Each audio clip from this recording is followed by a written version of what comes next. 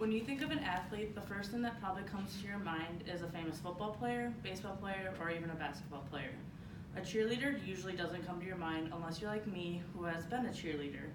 It honestly really comes down to who you talk to about it and what sort of like conversation is about it. When I started my research on is cheerleading a sport, I went to the Webster Dictionary to look up the definition of an athlete. It is defined as a person trained or skilled in exercise, sports, or games requiring physical strength and stamina. Then I looked up the definition of a sport, and it is defined as a physical activity engaged for pleasure. So today I'm going to talk about the elements that are commonly looked past as cheerleading as a sport, the strengths, the endurance, and finally the techniques and strength and skills it takes to be a cheerleader. When you think of high school sports or even college sports, a lot of things are set to make sure everything goes as planned. According to the Varsity in 2018, a cheerleading debate states that a physical activity such as stunting comes into play as a cheerleader that needs the strength to lift twice of her own weight at sometimes during a pyramid. It also states that sports needs to be something where you compete against one other person or multiple opponents. Yes, competitive cheerleading is a thing and is very tense at certain parts, and it can go very fast. With competitive cheer in mind, another element that counts as a sport is it must have rules to define time, space, and a purpose for the competition, and finally at the end, have a winner.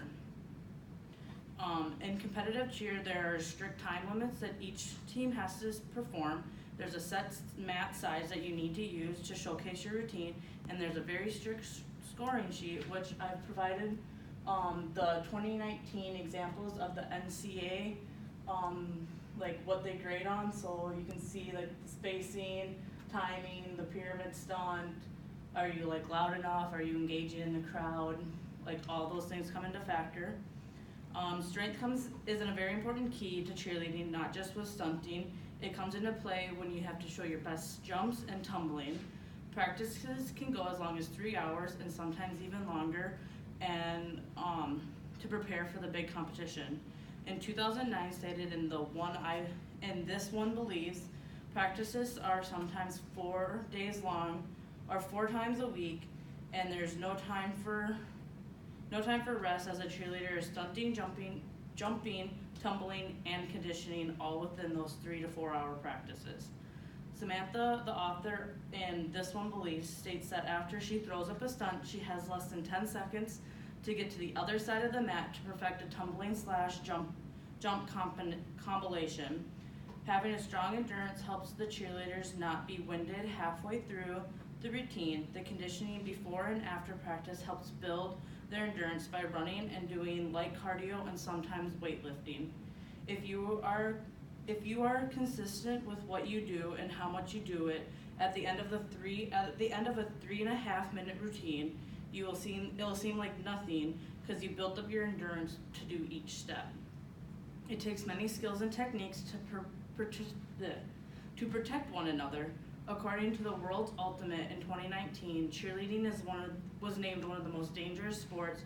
This comes into play as stunting because if you were to throw a girl in the air or to do an extension and she falls, you have to be sure to catch her, as serious injuries can happen to her and you in the process of the fall. Every cheerleader should be trained in proper technique in a stunt on what to do if something goes wrong, because it cannot be perfect every single time. So hair and makeup even comes into play for competitive cheer. I know that sounds silly, but judges look at the overall picture of the routine as, is it clean, is it well put together, and are the guys/girls smiling, having fun on the mat.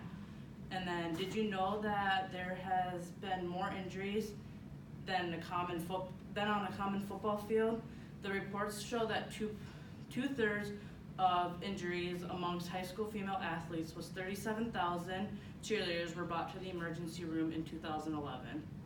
With all the points that I have listed, competitive cheer is considered a sport with all the points I have listed: throwing up a difficult pyramid, then running to do a tumbling/jump, then do a quick cheer and repeat for 3.5 minutes time frame can put a lot of pressure on one person. So today I talked about the elements that are commonly looked past as cheerleading to be a sport, the strengths, the endurance, and the technique and skill it takes to be a cheerleader.